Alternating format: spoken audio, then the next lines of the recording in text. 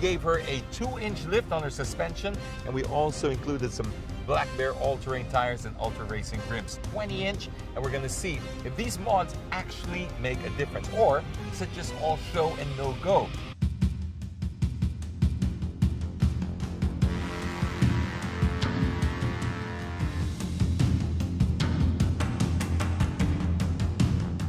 Can't wait to try out the mods of this car because it's already been a very capable vehicle. I've taken this vehicle off-road stock. We did some sand dunes at Hawaii a few seasons back. Adding on some mods is just supposedly going to take it to the next level. I can't wait to see what kind of a difference the tires are going to make, a little bit of a lift on suspension, and just a general overall tweak to just get me a little further off the road.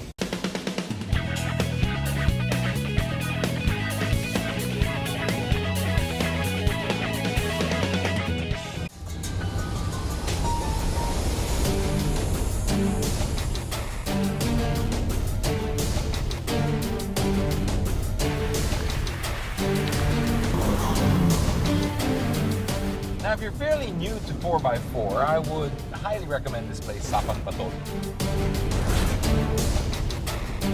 Well, I wouldn't call it a total beginner's trail, but you know that you can still enjoy the beauty and all the goodness of this place without getting too hardcore.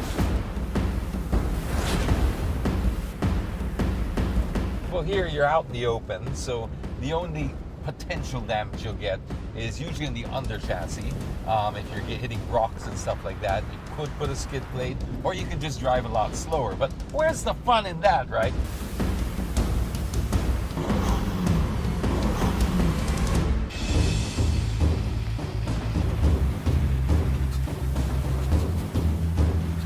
This Trailblazer right now has been performing exceptionally well. Now, I've taken a stock Trailblazer here, and while it did conquer just about everything that we've done so far, it's the manner of which it does it now that is particularly impressive. I mean, all of a sudden, the rocks or the boulders feel a little bit like pebbles now. They're pretty much railroaded over, smoothed over, like you're getting a steamroller over them, because these big tires are doing a lot to that.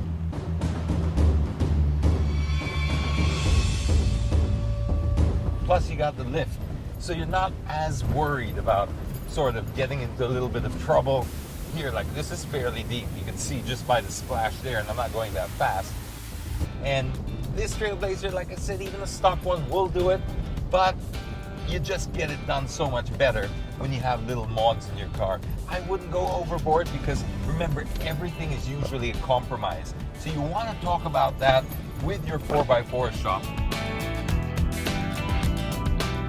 Don't just get it from anywhere. That's one piece of advice I'd give anyone who's shopping for 4x4 stuff, or actually anything for your car. But because we're talking about 4x4s in this episode, go to a shop that does nothing else but that. Go to a shop where that's been in their family for several years, because they'll give you the kind of advice that you need.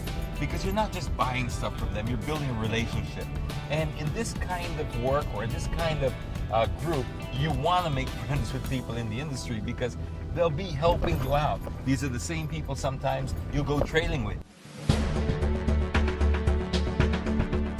Although people buy SUVs and pickups for their inherent capabilities, a lot of these owners feel that the rigs can, well, do more. They rarely feel satisfied with just stock.